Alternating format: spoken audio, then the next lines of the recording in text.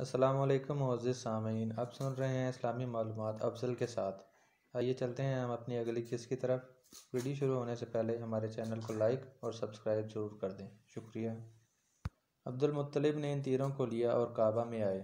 وہاں فال نکالنے والے سے ملے اور اس کو وہ تیر دیے کہ معلوم کرے کہ بتوں کے مہاراجا حبل کو کون پسند ہے۔ اس وقت مکہ میں رواج تھا کہ جب کوئی اہم کام درپیش ہوتا تو تیروں سے فال نکلواتے اور اسی طرح دیوتاؤں کی مرضی معلوم کرتے۔ مہنت یا پروہت تیروں کو لے جاتا اور دیوتاؤں کے سامنے ایک خاص طریقے سے پھراتا۔ جس تیر کا منہ دیوتا کی طرف ہو جاتا سمجھتے کہ بس یہی دیوتا کو پسند ہے اور پھر اسی کے مطابق کام کرتے۔ مہنت نے عبد المطلب کے تیر حبل کے پاس پھرائے تو چھوٹے بیٹے عبداللہ کا نام نکلا۔ عبداللہ عبد المطلب کے چہیتے بیٹے تھے اور اپنے بھائیوں میں سب سے زیادہ انہیں محبوب تھے، لیکن وہ کیا کرتے، مجبور تھے۔ ان کو ذبح کرنے کے سوا کوئی چارہ نہ تھا، وہی حبل کو پسند تھے۔ چنانچہ عبد المطلب نے بیٹے کا ہاتھ پکڑا اور انہیں لے کر زمزم کے پاس آئے کہ وہیں قربان گاہ تھی۔ جس کو جو کچھ بھی کرنا ہوتا وہیں لا کر کرتا، اصاف اور نائلہ کے حضور، کہ یہ ان کے دو بڑے دیوتا تھے۔ یہ خبر لوگوں کے دلوں پر بجلی بن کر گری اور جنگل کی آگ کی طرح سارے شہر میں پھیل گئی۔ جو جس حال میں تھا عبد المطلب کی طرف دوڑ پڑا اور آنن فانن سارے لوگ اکٹھا ہو گئے۔ جسے دیکھیے اس کی زبان پر یہی تھا، نہیں نہیں عبد المطلب، اسے ہرگز ذبح نہ کیجیے۔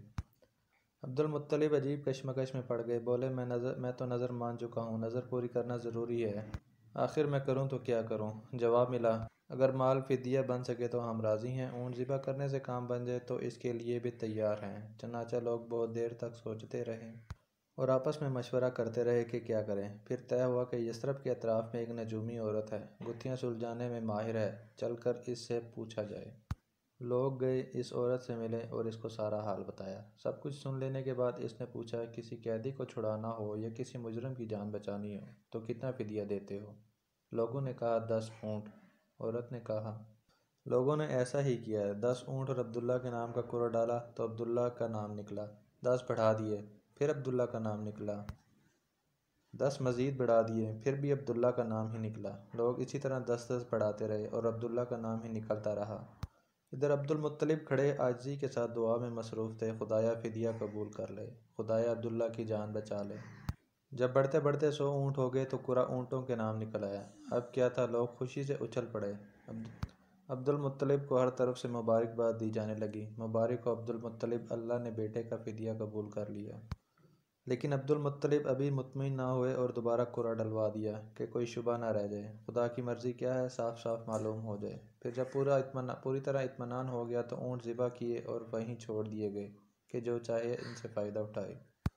عبداللہ کو خداداد حسن ملا تھا، اٹھتی ہوئی جوانی تھی جو حسن کو دوبالا کر رہی تھی۔ چہرہ کیا تھا، چاند کا ٹکڑا تھا۔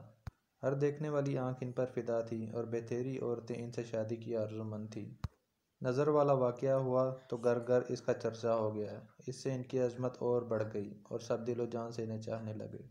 چنانچہ بہت سی عورتوں نے نکاح کی خواہش کی اور کوشش بھی کی، لیکن یہ شرف سب کو کیسے ملتا کہ وہ ایک ہی قسمت میں لکھا تھا۔ ان کے بیٹے کی ماں کون ہوگی یہ بھی خدا کے یہاں طے تھا۔ ان کی شادی آمنہ رضی اللہ تعالیٰ عنہ سے ہوئی، جو قریش کی سب سے معزز خاتون تھیں اور بنی زہرہ کے سردار کی بیٹی تھیں۔ باپ نے بیٹے کی طرف سے نکاح کا پیغام دیا۔ آمنہ رضی اللہ تعالیٰ عنہ کے گھر والوں نے اسے باعث شرف سمجھا اور خوشی خوشی تیار ہو گئے۔ پھر چٹ پٹ شادی ہو گئی۔ دستور تھا کہ دلہا شادی کے بعد 3 دن سسرال میں رہتا۔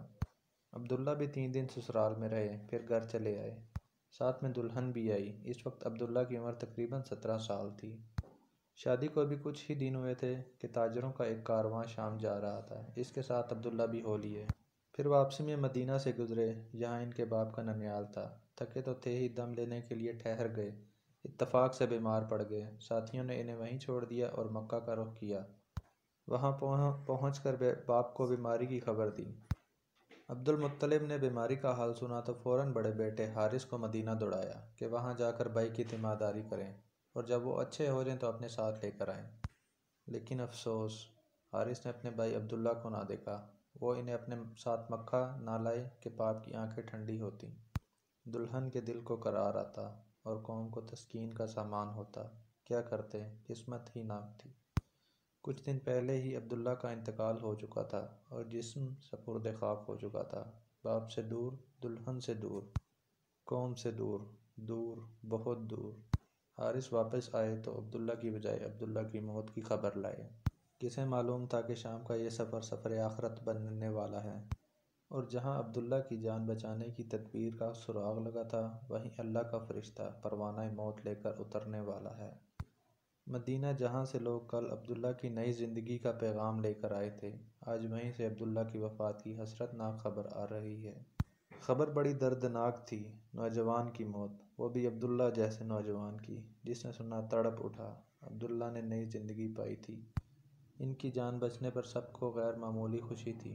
اچانک موت کی خبر سن کر لوگوں کو غیر معمولی رنج ہوا۔ ساری قوم سوگوار تھی، ہر طرف اداسی چھائی ہوئی تھی۔ بوڑھے باپ پر تو رنج و غم کا پہاڑ ٹوٹ پڑا، صدمے سے دل پاش پاش ہو گیا۔ عبداللہ کی موت پر صبر آئے تو کیسے؟ اور آمنہ رضی اللہ تعالیٰ عنہ کا تو سوہاگ ہی اجڑ گیا۔ دل کی دنیا ویران ہو گئی، سارے ارمان حسرتوں میں تبدیل ہو گئے۔ کتنی امیدیں تھیں جو خاک میں مل گئیں، کتنے حسین خواب تھے جو شرمندہ تعبیر نہ ہو سکے، کتنی آرزوئیں اور تمنائیں تھیں جو سینے میں ہی دفن ہو کے رہ گئیں۔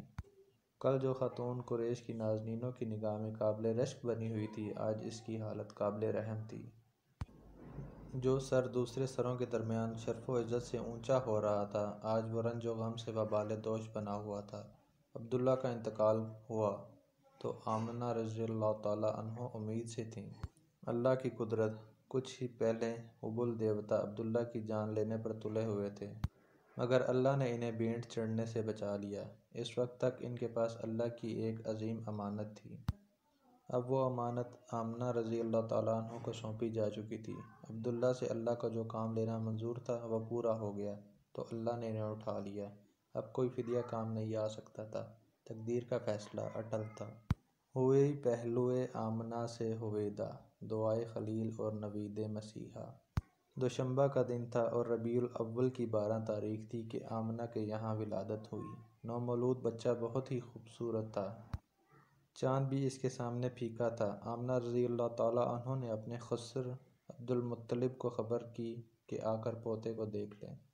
عبدالمطلب دوڑے ہوئے آئے اور نظر پڑتے ہی کھل اٹھے کہ ایک تو لڑکا تھا اور وہ بھی عبداللہ کا۔ وہ خوشی سے نہال ہو گئے۔ چنانچہ بچے کو گود میں لیا، سینے سے لگایا، ماتھے پر بوسہ دیا، پھر اسے لیے ہوئے کعبہ پہنچے اور اس کا طواف کیا اور بچے کا نام محمد صلی اللہ علیہ وآلہ وسلم رکھا۔ محمد کے معنی ہے ہر لحاظ سے قابل تعریف، وہ جسے پسند کریں سب اچھا کہیں۔ پھر ولادت کے 7ویں دن عبدالمطلب نے اونٹ ذبح کرایا اور قریش کی دعوت کی۔ لوگ کھانے سے فارغ ہو گئے تو کسی نے پوچھا، عبدالمطلب، کیا وجہ ہے کہ آپ نے پوتے کا نام محمد صلی اللہ علیہ وآلہ وسلم رکھا، خاندانی نام کیوں نہیں رکھا؟ عبدالمطلب بولے، میں نے چاہا کہ آسمان پر بھی اس کی تعریف ہو اور زمین پر بھی، خالق کو بھی وہ پیارا ہو اور خلقت کو بھی۔ قریش میں اونچے گھرانوں کی عورتیں اپنے بچوں کو خود دودھ نہیں پلاتی تھیں۔ دیہاتوں سے دائیوں کی ٹولیاں آتیں، وہ بچوں کو اپنے یہاں لے جاتیں، ان کو دودھ پلاتیں، ان کی پرورش کرتیں، پھر جب وہ بڑے ہو جاتے تو واپس کر جاتیں اور دوسرے بچے لے جاتیں۔